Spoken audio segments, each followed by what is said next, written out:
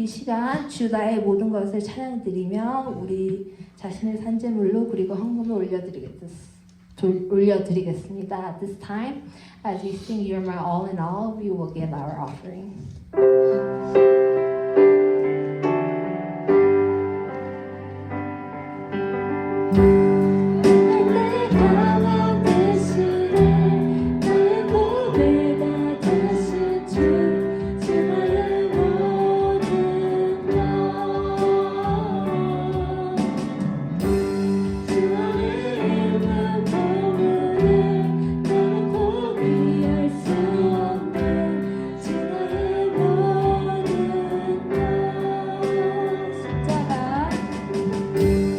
십자가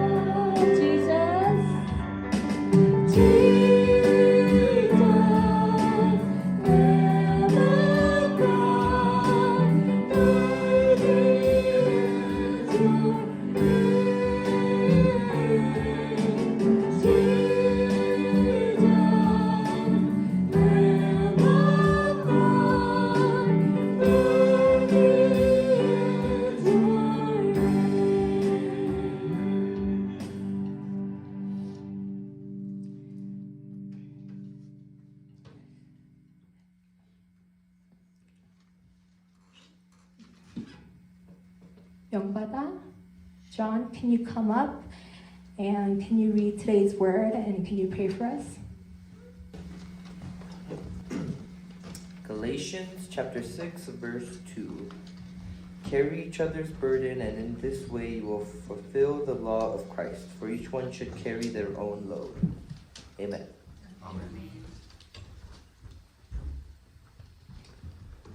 Our loving God, Father, thank you for gathering us all here on this beautiful day.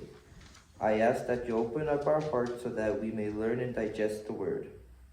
Help us stay true to today's lesson so that we may apply your word to our lives.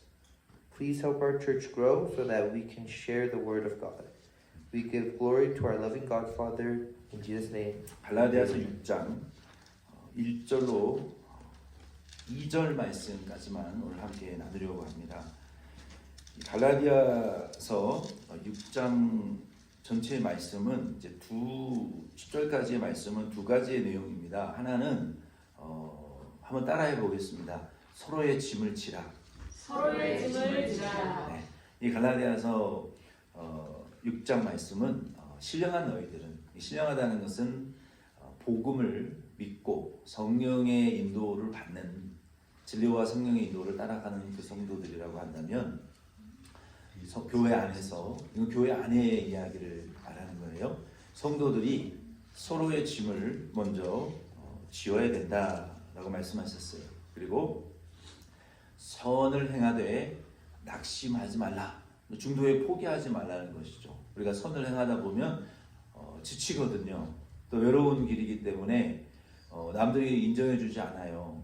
그리고 뒤에서 이렇게 좀 비난할 수도 있어요. 그럼에도 불구하고 남의 짐을 지느라고 내가 지금 애를 쓰고 선을 행하고 있는데 이 도와주지는 못할 망정 이 애매한 소리를 들으면 낙심할 수 있거든요. 그러나 낙심하지 말고 끝까지 선을 지속하라. 왜? 주인이 지금 보고 계시니까 주인을 바라보고 낙심하지 말라라고 말씀하셨어요. 근데 오늘은 이제 제가 1절부터 5절까지 말씀을 준비를 했는데 내용이 좀 길어서 오늘 아침에 사무실에 앉아서 기도하면서 생각해 보니까 오늘 1절로 2절만 해야 되겠다 이런 생각이 들었어요. 그래서 반을 잘랐어요. 1절로 2절 말씀은 교회 안에서 서로 짐을 지라는 거예요. 성도 간에 어떤 일에 대해서 서로 짐을 지어야 되냐면 성도 간에 서로 범죄한 일이 혹 발견됐을 때, 교회 안에서 우리가 신앙생활 하다 보면 우리가 말을 듣고 이제 하는 일들이 있어요. 그러다 보면은 서로의 허물에 대해서, 죄에 대해서 우리가 보이게 됩니다. 그렇죠? 부부도 딱 과학자들이 3년이라고 그러더라고요. 3년이 지나면 이제 껍데기가 벗겨지기 시작해가지고 이제 그 사람의 이제 본성이 보이기 시작한다는 거예요.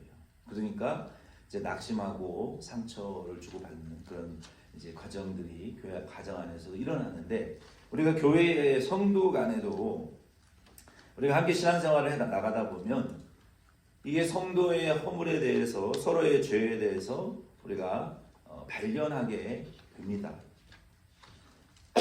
그런 경우에 서로 교회 안에서 성도 간의 범죄에 대해서, 죄에 대해서, 또 작은 허물과 약점에 대해서 우리가 어떻게 바라봐야 될 것인가, 그 내용을 우리에게 말하고 있어요. 1절 말씀 같이 읽겠습니다.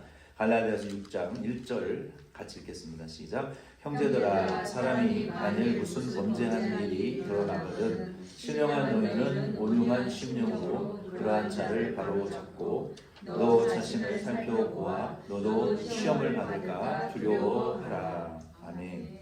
이 바울은 갈라디아 교회 안에서 벌어지는 성도 간의 범죄, 약점, 시험에 대해서 1절 말씀을 통해서 우리에게 세 가지를 아주 간략하고 직설적으로 세 가지를 해라고 말씀하셨어요. 우리도 교회 안에서 신앙생활을 할 때 서로에 대한 약점과 죄 혹은 심각한 죄가 발견되는 경우가 있어요. 드러나는 경우가 있고 보여주는 경우가 있을 때 우리는 다음 세 가지의 행동을 해야 돼요.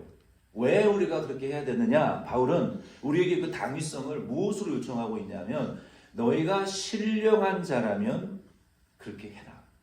여기 신령하다라는 것은 뭡니까? 하나님의 성령과 진리의 인도를 그 법에 따라서 사는 자라고 자신을 생각한다면 성도 간의 범죄와 허물이 약점이 드러날 때 이 세 가지를 해야 된다는 거예요. 저와 여러분 자신들을 신령한 자로 여기시죠? 아멘? 왜? 저와 여러분들은 뭐 환상을 보고 막 병을 쫓아낸다고 신령한 그런 분만 신령한 자가 아니라 말씀과 성령으로 거듭난 분들은 다 신령한 자들이에요. 저와 여러분들은 물과 성령으로 거듭났잖아요. 말씀이신 예수를 믿고 그리고 성령으로 우리가 씻김과 제사함을 받은 중생한 자들이잖아요. 그렇죠? 그러면 우리는 교회 안에 성도의 허물에 대해서 이 세 가지의 행동을 할 수 있어야 돼요. 첫째는 무엇이냐면은 바울이 1절 말씀에 형제의 실수와 연약과 심각한 죄를 봤을 때 첫째는 온유한 심령을 가지라라고 말씀하셨어요. 이 온유한 심령을 가지라고 하는 것은 그 상대방을 위하는 길이고 그리고 교회 공동체 전체를 위하는 온유한 길이에요. 아멘?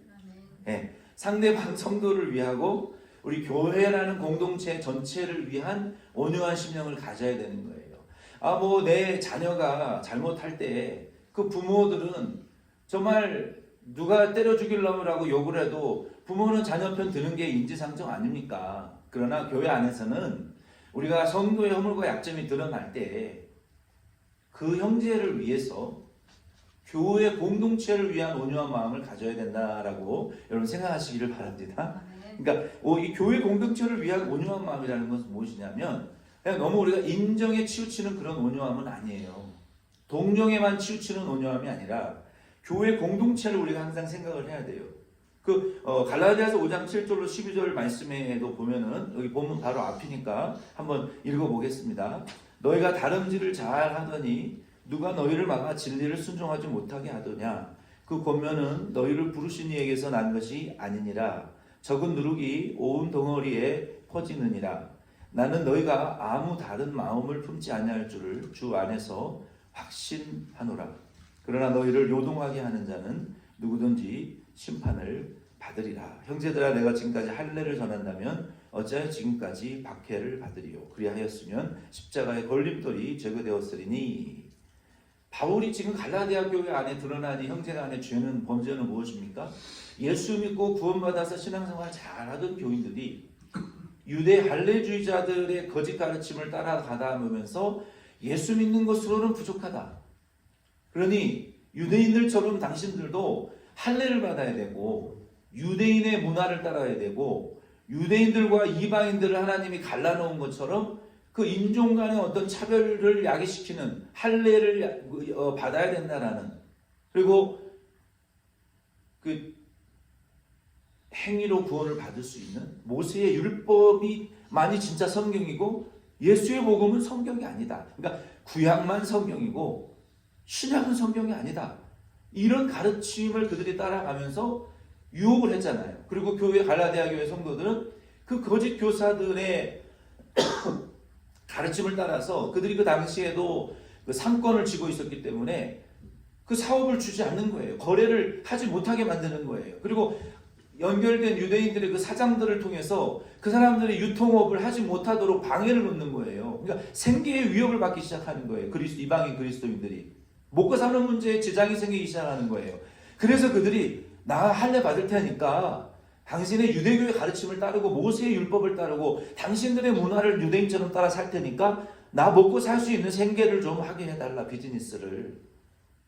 이런 수단과 방법으로 교회를 공격했단 말이에요. 그래서 교회 안에서도 예수 믿는 이 갈라디아 교회 성도들의 파가 생기고 이런 먹고 사는 문제로 인해서 그 인간관계, 돈관계에 얽혀버린 이 이방인 그리스도인들이 아니다. 너희들도 유대인들처럼 살아야 된다. 할례 받아라. 예수의 가르침은 잘못된 것이고 그저 선지자 중에 한 사람인 것뿐이고 인간 예수의 가르침은 하나님의 말씀이 아니다. 오직 모세 오경만 하나님의 말씀이다. 구약 성경만 하나님의 말씀이다. 여러분 오늘날도 얼마나 많은 제7일 안식교, 뭐 세븐데이 어드밴티지, 뭐 몰몬교 이런 미국의 여러분 토요일날 이거 보세요. 이 길거리에 있는 이 백인들 토요일날 우리 교회보다 20배 큰 그 주차장이 토요일날 주차장이 꽉 찹니다. 어디서 몰려오는지 모르겠어요. 거의 100% 백인들이에요. 이 몰몬교, 안식일교 이런 사람들 주일 성수 안 하잖아요. 왜 안 하는 줄 아십니까? 토요일날 놀러 가려고 안 하는 게, 주일날 놀러 가려고 안 하는 게 아니에요. 그들은 예수의 부활을 믿지 않아요. 성령을 믿지 않아요. 신약을 성경으로 보지 않습니다. 아직도 구약 시대에 살고 있고 아직도 극단주의적인 이 시오니즘, 요즘 좀 걱정이에요. 요즘 이거 반유대주의 때문에 이 시온자 들어가는 교회들이 테러를 당하는데 우리 교회도 참 걱정이란 말이에요. 어제도 저기 동아리 졸업식 프롬에 그 덴버의 다운타운에 갔더니 그 다운타운에 반유대주의자들이 텐트를 치고 시위를 하는데 졸업식 하는데 와서 그 짓을 하고 있어요. 덴버도 시끄러워요. 좀 겁도 나요. 하나님 지켜주시겠지만 요즘은 뭐 한인 인종차별 이게 지금 문제가 아니라 이 유대주의와 이 반유대주의 문제는요 미국 역사의 아주 오래된 역사이고 아주 무섭습니다. 이 문제에 대해서는 이 미국 사람들 미국 안에도 이 팔레스타인 계통의 2세, 3세, 4세들이 돈 많은 부자들이 많기 때문에 막강한 영향력을 행사하고 폭력도 서슴지 않는 이 무서운 반유대주의자들이 미국에 많아요. 특히 콜로라도 덴버는 진보주의가 강하기 때문에 무서운 동네예요. 그래서 이게 이름도 좀 잘 지어야 되겠다 이런 생각이 드는 거예요. 요즘 말세에는. 그런데 가서 불 지르고 화염병 집어던지고 이 테러 일으키는 거 아닙니까? 뭣도 모르고 이 사람들이 반유대주의자들이. 그래서 무섭더라고요. 어쨌든 우리가 어떤 그런 인종차별주의적인 어떤 그런 것들로 인해서 갈라디아 교회 안에도 이런 분열이 일어났단 말이에요. 지금과 비슷해요. 이런 분열들이 일어나고 났었고 구약 이 신약 초대교회 시대에도 성경 시대에도 지금도 똑같은 상황이 벌어지고 있는 거예요. 그래서 바울이 그러한 자들을 대할 때 교회 공동체와 전체 성도를 위해서 무슨 마음을 가져라? 첫째, 무슨 마음? 첫 번째 1장 1절에 온유한 마음을 가져라. 근데 그 온유한 마음은 인간적인 인지상정의 동정의 100% 기인된 것이 아니라 상대방과 무엇을 생각하는 온유한 마음?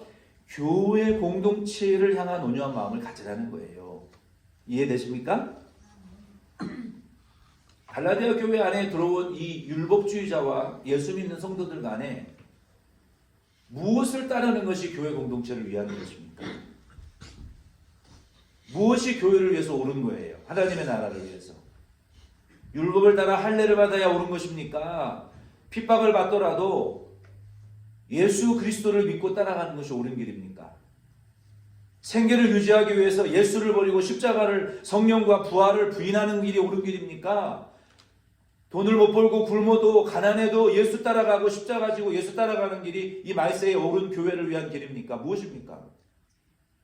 갈라디아 교회 당시에도 그런 고난이 있었고 지금도 저와 여러분에게 그러한 고통과 고난이 있다라는 거예요. 여러분은 누구를 교회를 위해서 어떤 길을 선택하시겠습니까? 할례를 받으시겠습니까? 예수를 믿으시겠습니까? 유대주의자들처럼 신약 성경은 성경이 아니고 구약만 성경이다 하고 예수를 버리시겠습니까? 이러한 갈등이 교회 안에서 일어났고 교회가 분열됐어요.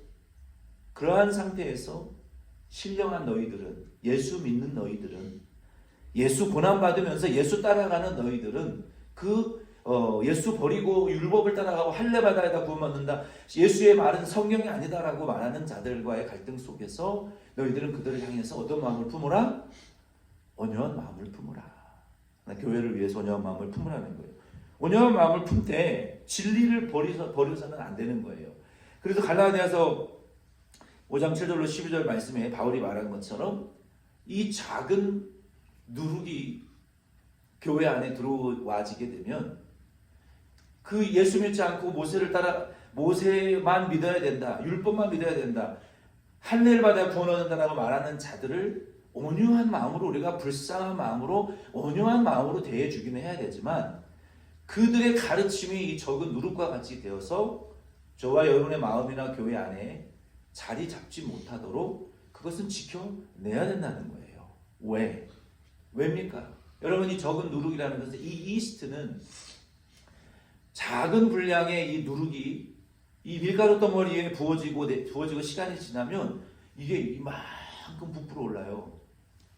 저도 어머님이 술빵 해주셨을 때 아랫목에다가 그 다라이에다가 이거 술빵 하면은 어느 정도 시간이 지나면 그 위에 천이 막 들썩거릴 정도로 폴폴폴 밀가루 반죽이 올라오잖아요. 그러면 그때 딱 쏟혀 넣어가지고 쪄 먹으면 아주 그 향이 좋고 맛있잖아요. 근데 그게 너무 오래 놔두면 누룩이 세가지고 밀가루를 삭게 만들어요. 썩어버려요.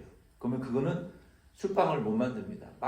쉬어 터져가지고 못 먹어요. 그런 것처럼 이 누룩이라는 것은, 잘못된 가르침이라는 것은, 그것이 우리 속에 들어오잖아요. 시간이 지나면 우리를 막 마음을 부풀게 해요. 그러니까 그 이단에 빠지는 거 아닙니까?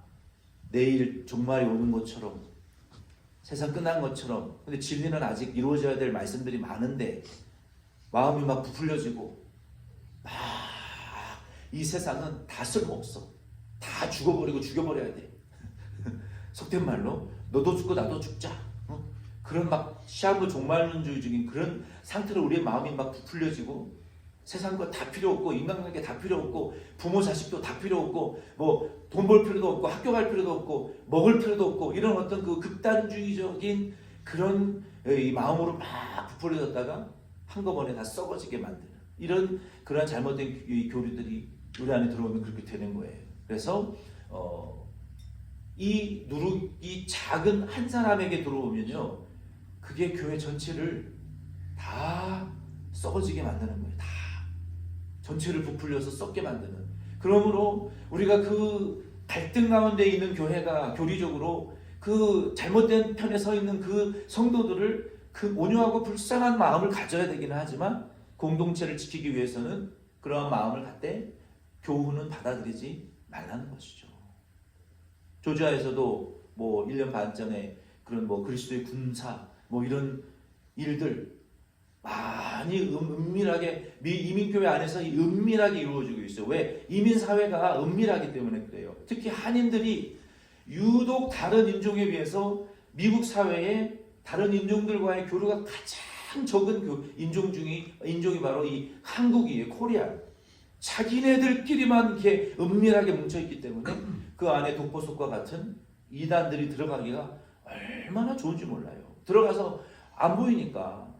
그래서 속으로 영과 혼이, 모든 가족이 파탄에 이르고 망가져야만이 뉴스에 나와서야 드디어 그게 발각이 되고 드러나게 되는 이런 일들이 얼마나 많이 일어납니까?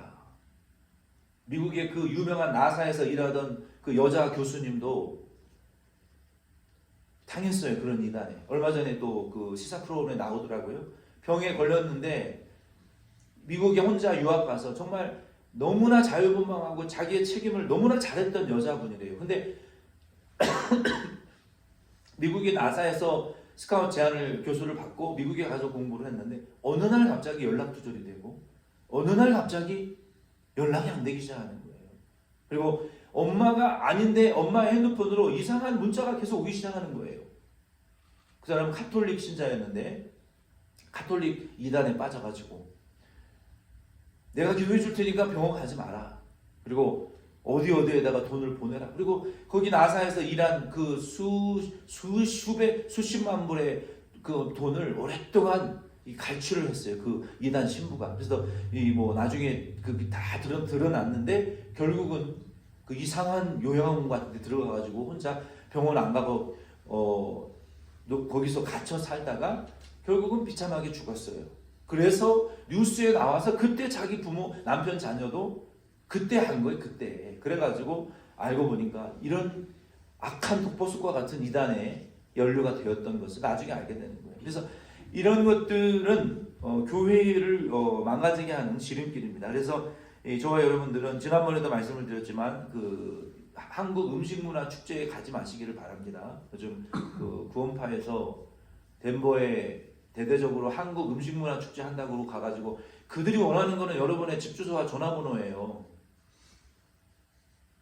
음식 뭐 몇천 불 공짜로 나눠주고 그들이 원하는 거는 여러분의 핸드폰 번호와 집 주소를 원하는 거예요. 거기 가서 다음에 축제할 때 또 알려드릴 테니까 연락처 주세요. 그럼 그때부터 이제 개인적인 컨택이 들어가기 시작하는 거예요. 그리고 거부하지 못할 만한 이 물질적인 유혹을 준 다음에 우리의 영혼을 갉아먹는 이런 이단들이 덴버 안에도 많습니다. 구원파 이단이 많아요. 그래서 그런 음식 축제에 저한테 확인하고 가세요. 그런 집회에 저한테 확인하고 가세요. 괜찮으면 보내드릴 테니까 먼저 담임 목사에게 확인하세요. 점검을 받고 가세요. 그래서 온유한 심령을 가져야 됩니다. 이러한 온유한 심령을 가지고 그런 교회 안에 이런 갈등과 문제가 있을 때 먼저 이 담임 목사와 부장단은 당사자와 1대1로 만나서 권면을 해야 됩니다. 당사자와만 1대1 권면을 하고 그리고 그러한 죄들이 회개되고 이제 중단되어질 때는 그 사건이 종결되어질 수 있어요.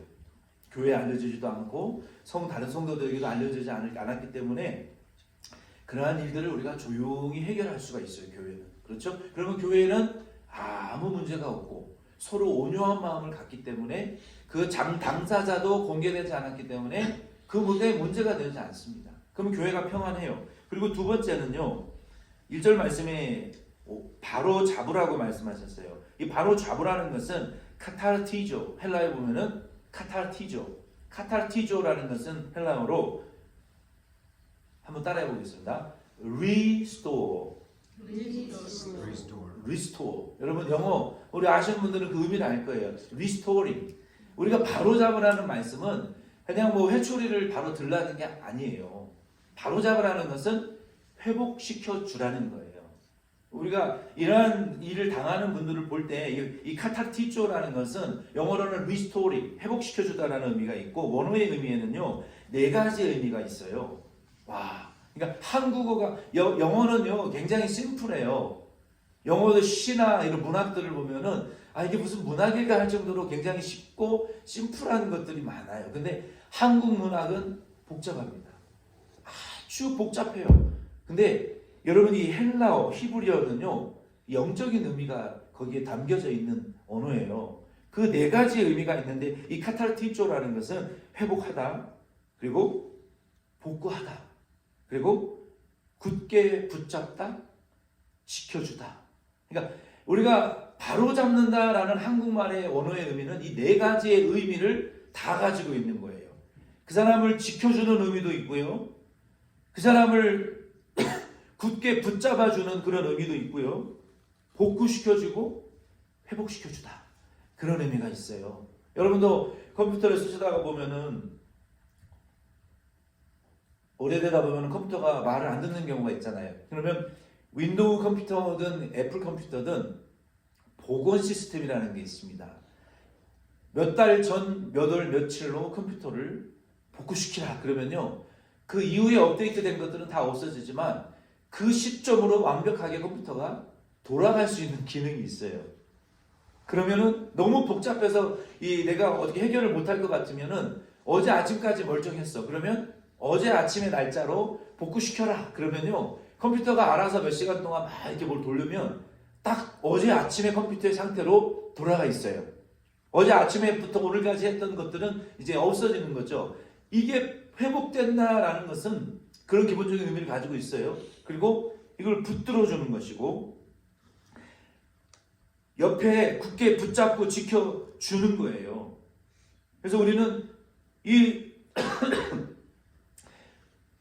성제의 죄가 드러날 때 약점이 드러나고 실수가 드러나고 형제 간에 부족한 점이 보일 때 우리는 그 사람이 회복되어지도록 막 몰아붙이고 막 네가 잘못했으니까 네가 100% 다 뒤집어 쓰고 책임지고 다 원래대로 막 바꿔놔 막 이렇게 너무 심하게 억압하는 것이 아니라 그 사람이 회복되어 줄 수 있도록 옆에서 지켜주고 회복하는 기간 동안 여러분 환자가 병원에 수술하고 아파서 있으면 옆에서 간호하는 것처럼 우리가 그 사람이 원래의 건강한 상태로 돌아갈 수 있도록 밥도 떠먹여주고 옷도 입혀주고 화장실도 가는 왔다 갔다 하는 거 도와주고 머리도 감겨주고 그리고 그 사람이 온전한 상태 될 때까지 옆에서 이 take after 지켜주고 돌봐주고 같이 있어주고 이렇게 손도 붙들어주고 그게 회복되어지도록 도와주는 성도가 성도에게 해줘야 될 이 회복의 행위라는 거예요. 우리는 바로 잡으라고 해서 그 사람의 막 목을 발로 밟아서 내가 잘못을 시인하고 죄값을 치르라고 하는 것이 바로 잡는 것이 아니라 그 사람이 온전히 회복되어지고 예수의 형상을 닮아갈 수 있도록 이런 카타르티조 레스토링 할 수 있는 시간을 줘야 된다는 거예요. 형제가 약점이 있을 때 우리 서로 그렇게 하실 수 있는 우리 덴버션 장로교회 저 여러분이 될 수 있기를 바랍니다. 목사가 실수하고 부족하고 약점이 보일 때 성도가 부족하고 실수하고 약점이 보일 때 그렇게 하세요. 저도 그렇게 하겠습니다. 그게 교회라는 거예요. 세 번째는요. 첫째는 온유한 마음을 갖되 잘못된 진리는 받아들이지 말라. 누룩과 같은 진리를. 두 번째는 뭐예요? 카타르티조. 바로 잡아라. 세 번째는 뭡니까? 세 번째는 1절 마지막 절에 뭐라 그랬어요? 너 자신을 살펴보아 너도 시험을 받을까 두려워하라. 이게 마지막 단계라는 거예요. 세 번째. 온유한 마음을 갖고 누룩과 같은 잘못된 진리를 거부하지만 회복되도록 기다려주고 붙들어주고 지켜주고 인내하면서 그러면요 어떻게 됩니까? 나는 어떻게 돼요? 나도 지치고 약해지고 시험에 빠져요. 진료보는 의사들은 반드시 그 유행하는 질병에 노출되게 돼 있어요. 아무리 이거 방독면을 쓰고 진료를 해도요 거기 노출되어 저게 돼 있어요. 하나님이 구약 성경에도 제사장들에게 왜 그 병에 대해서 많이 말씀을 하신 줄 아십니까? 제사장이 병든 자를 진단하다 보면 제사장도 병에 옮을 수 있기 때문에 너도 병에 올라서 몸에 반점이 생겨서 7일 이상 지속이 되면 문둥병이니 너는 너 몸을 삭도를 밀고 재로 몸을 씻고 사람들과의 격리를 하고 7일간 그리고 다른 제사장에게 그 반점이 없어졌다라는 확인을 받으면 제사장의 사역을 감당할 수 있느니라. 2, 3일 있다가 반점이나 붉은 점들이 없어지게 되면 문둥병이 아니니 너는 정결 예식만 행하고 제사장의 직분을 계속할 수 있느니라. 이런 이야기들을 하나님이 레위기에 왜 그렇게 많이 말씀하신 거예요?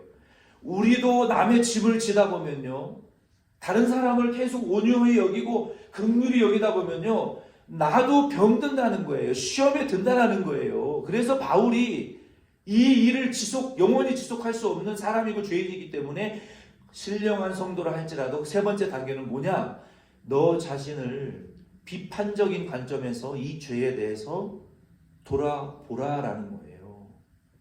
왜? 나 자신도 시험에 들지 않기 위해서. 왜? 나도 그런 시험에 들 수 있기 때문에 조심하라는 거예요.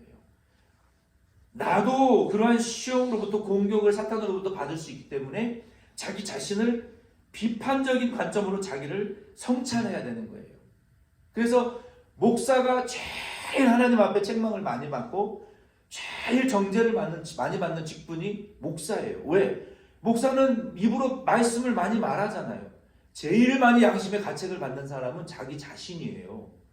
제일 영적인 책임감을 느끼는 사람은 목사 자기 자신이에요. 왜? 내가 말하기 전에 그렇게 살지 못한 것을 회개를 안 하고 말씀을 전할 수가 없어요. 그렇게 전하고 나서 그렇게 살려고 노력을 안 할 수가 없는 직분이 목사예요. 목사가 순종 안 하는데 성도가 말씀 순종하겠습니까? 안 합니다. 가장 말씀의 정죄를 심하게 받는 직분이 목사예요. 그리고 직분자들이에요.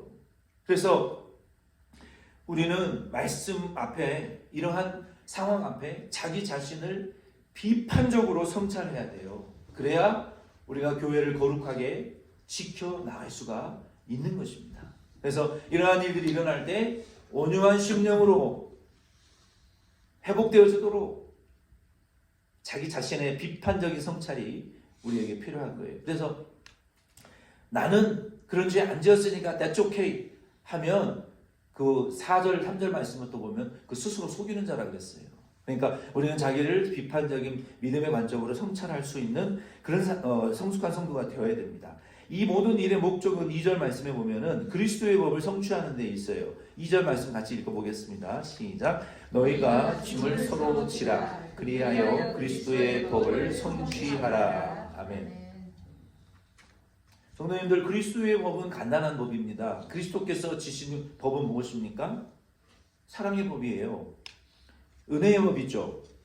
예수 그리스도께서 세상에 오신 이유는 죄인들을 구원하기 위해서 오셨어요. 그렇죠? 그리고 십자가에 못 박히신 것은 택한 자녀들의 구원을 위해서 못 박히신 거예요. 부활도 재림도 마찬가지이고. 그래서 예수 그리스도의 법이라는 것은 십자가의 법이요, 은혜의 법이요, 사랑의 법이요, 믿는 자에게 조건 없이 믿음으로만 구원 얻는 행위가 아니라 차별이 없고 평등한 이 그리스도의 은혜와 사랑과 십자가의 법이 바로 그 그리스도의 법이라는 거예요. 우리가 여기 1절 말씀과 같이 서로의 짐을 지어주고 온유한 심령을 가져야 되고 그 사람이 회복되어질 수 있도록 인내의 시간을 가져야 되고 우리 자신을 그 죄에 대해서 비판적인 성찰을 할 수 있는 이 믿음 생활을 해야 되는 이유는 그리스도께서 그렇게 사셨기 때문이에요. 우리가 그리스도를 따르는 성도이기 때문에 우리도 그 그리스도의 살아간 발자취대로 그의 법을 성취해야 돼. 그렇게 살아야 성취가 되기 때문에 우리도 그렇게 그리스도의 법을 남의 짐을 지어줌으로 십자가와 은혜와 그리고 정말 하나님의 그 사랑의 법을 우리가 실현해내므로 무조건적인 죄와 그 죄를 용서해 줄 수 있는 그리고 그에게 영생의 선물을 주는 그런 그리스도의 그 법이 이루어지는 일을 위해서 우리가 희생당하고 쓰임받고 그리스도의 그 십자가에 우리가 쓰임받아지는 그 삶을 살아야 되는 이유는 우리가 진리와 성령으로 니고데모처럼 거듭나 버렸기 때문에 우리의 소유가 하나님의 소유가 되었고 이제는 우리는 그리스도를 따르는 자들이에요. 그렇기 때문에 우리의 삶은 그리스도의 법을 성취하는 삶이 신령한 자가 되어서 남의 짐을 대신 지어주는 자가 되어야 되는 거예요. 그러면 여기에 남의 짐을 지라 하신 것은 이 원어에 보면은요 서로 짐을 지다 그 의미예요. 한글과 같아요. 그리고 운반하다, 견디다, 부담하다, 몰래 가져가다 이런 의미가 있어요. 예수님께서 청지기의 비유를 하면서 어떤 청지기가 있는데 그 청지기가 이제 주인한테 쫓겨나게 생겼어요. 너 이제 은퇴할 때도 안 됐는데 너 나가. 너는 내가 나랑 안 맞으니까 나가 그랬어요. 그랬더니 그 주인 청지기가 생각을 했어요. 무슨 생각을 했습니까? 주인이 나 은퇴하기도 전에 쫓아내면 나는 뭘 먹고 사나. 그래가지고 내가 이런 머리를 막 돌려가지고 생각을 했어요. 주인한테 빚진 사람들이 엄청 많거든요. 어떤 사람은 큰 빚을 진 사람도 있고 작은 빚을 진 사람도 있어요. 그러니까 그 청지기가 그 주인에게 빚진 사람들을 개인적으로 불러가지고 너 주인한테 빚 얼마 줬어? 나 500만 불 줬는데요. 야, 너 그거 100만 불이라고 줄여. 너하고 나하고만 아는 사이야? 이야기야? 그리고 주인의 빚을 400만 불을 탕감시켜 준 거예요. 그리고 너 빚 얼마 줬어? 저 100불 줬는데요. 야, 너 그거 80불이라고 적어. 그 증서를 바꿔버리고 그 빚진 사람들의 빚을 다 깎아준 거예요. 그런 행동을 왜 했습니까? 그 불의한 청지기가 왜? 주인에게 쫓겨나가면 그 주인한테 빚진 거 다 증서를 바꿔가지고 탕감해준 그 사람들이 자기한테 얼마나 잘해줄 거 아니에요. 주인의 빚을 깎아줬으니까. 주인의 빚을 거의 없다시피 다 탕감해줬으니까 주인한테 쫓겨난 그 청지기를 그 회계사를 사람들이 내가 밥 사줄게. 집 사줄게. 너 뭐 차 사줄게. 자기가 빚진 거에 10분의 1도 안 되는 그런 100분의 1도 안 되는 돈들로 호의를 그 사람에게 베풀 거 아닙니까? 예수님이 이런 비유를 하면서 너희가 이 세상에서 형제의 죄를 위해서 짐을 지고 용서해야 될 사명이 바로 여기 있다. 불의한 이 청지기와 같이 주님이 재림하시기 전에 이 세상의 죄인들, 하나님께 빚진 자들, 지옥 갈 죄 지은 사람들의 죄를 너희가 예수의 이름으로 다 그들의 죄의 증서를 탕감시켜주고 용서해주고 형제의 죄를 사해줘라. 그러면 하나님 나라에서 내가 너희를 영접해 주리라고 하신 그 말씀. 이게 남의 짐을 대신 진다라는 것이 남의 것을 몰래 죄를 가져간다라는 그런 짐을 진다, 운반하다, 뭐 부담해 준다 그런 거 아닙니까? 몇 주 전에 제가 그 연예인 이상민 씨를 참 좋아하는데 뭐 크리스찬도 아니에요. 근데 73년 소띠고 왠지 모르게 그 측은지심이 간다고 그럴까? 그 미우새 우미새인지 미우새인지 아직도 헷갈려요. 나와가지고 그 채권자 중에 한 사람, 와 의리의리한 그 집에 사시는 분인 것 같아요. 만나가지고 그 형님이라고 부르더라고요. 장민아, 너 참 고생 많았다. 20년 동안 어떻게 버텼냐? 20년 동안 69억이라는 빚을 갚았다는 거예요. 망하고. 근데 이상민 씨가 대단한 게 아니 더 한 것도 있지만 그것을 그 빚을 그 형님이라는 분이 나와가지고 그 사람이 보는 앞에서 이거 너 채권 증서니까 너 이제 빚 다 갚았으니까 찢어. 그러니까 자기 앞에서 이걸 찢는 거예요. 그러면서 그 형님이 너 20년 전에 내가 네 눈빛을 기억한다. 네가 형님 저 빚 갚을 거예요. 진짜 갚을 거예요. 그 눈빛이 진짜 믿어졌다는 거예요. 그래가지고 수십 명의 채권자들이 쫓아와가지고 돈 내라고 난리치니까 다는 아니었겠지만 그 형님이란 분이 이제 뭐 몇 천만 원, 몇 억씩 되는 그 빚을 자기가 떠났대요. 떠나가지고 내가 다 당신들 갚아줄 테니까 당신들 빠져. 그리고 빚쟁이들을 쫓아냈다는 거예요. 그리고 나는 돈 빌려주고 돈 받을 때 이자는 안 받는다. 엄청난 돈이었잖아요. 20년 동안 이자를 한 푼도 안 받았대요. 여러분 대단한 거 아닙니까? 성도님들 돈 빌려주고 돈 띠라는 말이 아니에요. 그 사람은 능력이 되니까 그렇게 할 수 있었던 거예요. 여러분 능력 되시면 그렇게 하세요. 이상민 씨가 그거에 힘을 얻은 것 같아요. 20년 동안 이자를 한 푼도 안 받아요. 원금만 받았다는 거예요. 그러니까 프로그램을 열 몇 개씩 해가지고 20년 동안 69억을 갚았다는 거 아닙니까? 그리고 은행 가서 주택 청약 통장을 만들더라고요. 참 그게 저는 이상민도 대단하지만 그 돈 빌려준 형님, 빚쟁이들 쫓아내고 끌어안고 나 이자 안 받을 테니까 원금만 20년간 나눠서 갚아라. 이게요 예수의 심장이 아니면 못하는 거예요. 우리가 남의 짐을 진다라는 것은요 그거예요. 남의 짐을 대신 지어준다라는 것은요 남의 것을 내가 떠안는 게 이게 짐을 지는 것이고 남이 질 수 없는 것을 내가 능력이 되면 대신 지어주는 예수의 이름으로 이게 짐 지어주는 그리스도인들이에요. 여러분 그 제작교회 장로님도 그 코아크라는 골든코랄 아라파우점을 자기가 사가지고 가난한 청년들에게 저렴한 월세로 너희들 돈 벌어서 해봐라. 맛대가리 되게 없어요. 안 먹어봤지만 소문이 음식도 할 줄도 몰라. 이 새들이 무슨 떡볶이를 만들 줄 알겠어. 맛이 없대요. 내 말이 아니니까 괜찮아. 소문이 그랬대요. 팔이 날리고 앉아있대요. 근데 뭐 그거는 나 쪽해. 그거는 그 사람의 비즈니스니까 내가 상관할 바는 아니지만 그 장로님의 그 마음이 예쁘잖아요. 이 세대를 향한 배려. 그들의 짐을 대신 짊어져 주려고 하는 그 마음이 예수의 심장이 아닙니까? 요즘 세대에 산포 세대 아닙니까? 집도 못 사고 결혼도 못 하고 애도 못 낳고 못 낳는 산포 세대를 사는 청년들이 뭐 좀 하려고 그러면 월세 비싸게 받아요. 그 월세 비싸게 받는 그 집, 그 건물주가 교회 장로 집사예요. 청년들이 무슨 소망을 품고 이 세상을 살아가겠습니까? 알고 보면 다 대형교회 장로 권사 집사들이에요. 왜 돈으로 예수의 복음을 위하지를 못합니까? 왜 돈으로 예수를 위하지 못합니까? 있는데도 왜 그러냐면 왜? 넘치고 여유가 있는데도 왜 못 나누고 남의 짐을 대신 못 지어주냔 말이에요. 그러니 교회 안 가죠. 그러니 교회에 손가락질 하죠. 그러니 예수에게 돈 때문에 욕먹이는 거 아니겠습니까? 교회가 힘을 잃어가는 거. 여러분 한국 청년들 전도해 보세요. 교회 비판하는 거 그거예요. 끝에 가면 월세 올리고 전세 올리고 알고 보면 교회 직분자들이야. 더러워서 교회 안 간다는 거예요. 그게요 얼마나 예수의 이름을 욕보이는 일인 줄 아십니까? 그래서 저희 여러분들은 다 부자들 되셔서 돈으로 예수의 이름을 영광을 위할 수 있는 그런 저와 여러분들 다 될 수 있기를 부탁을 드립니다. 한 가지 비유를 하자면 그래요. 그래서 남의 짐을 진다는 것은 몰래 다른 사람의 이 돈뿐만이 아니라 다른 사람의 죄를 대신 우리 가져다가 대신 회개하고 하나님 앞에 용서받고 대신 짐을 짊어지고 그리스도의 법이 우리 안에 그 영혼이 구원받을 수 있도록 여러분 여러분의 남편의 죄의 짐을 지세요.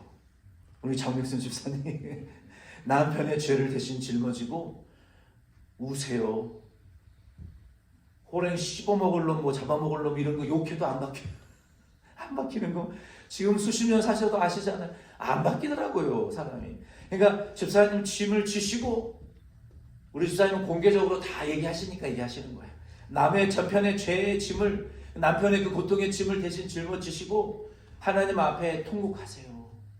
하나님 앞에 막 우세요. 하나님 통곡하시고 우시고 부르짖으시고 하나님 앞에 매달리시고 여러분 자녀의 죄를 붙들고 여러분 통곡하시고 막 토하시고 우시고 주님 앞에 축복해 달라고 막 매달리세요. 여러분의 부모 형제 자녀손들을 위해 사랑하는 구원 영혼 구원할 사람들을 위해서 막 죄를 대신 훔쳐와가지고 기도하세요. 그러면요 하나님께서 반드시 은혜 주실 줄로 믿습니다. 우리 안에 그리스도의 법이요 반드시 성취될 줄로 저는 믿습니다. 구원이 이루어질 거예요. 자리에 일어서셔서 오늘 우리 말씀 생각하시면서 한번 통성으로 같이 하나님 앞에 기도 드리면 좋겠습니다. 우리 이 시간 여러분의 가족과 여러분의 가정을 생각하시기를 바랍니다. 또 우리 교회 안에 연약한 성도들을 생각하시기를 바랍니다. 이분들을 위해서 하나님 우리가 대신 짐을 질 수 있는 그리스도의 법을 성취할 수 있는 우리 교회가 되게 해 주시옵소서. 우리 다 같이 한번 통성으로 기도드리겠습니다.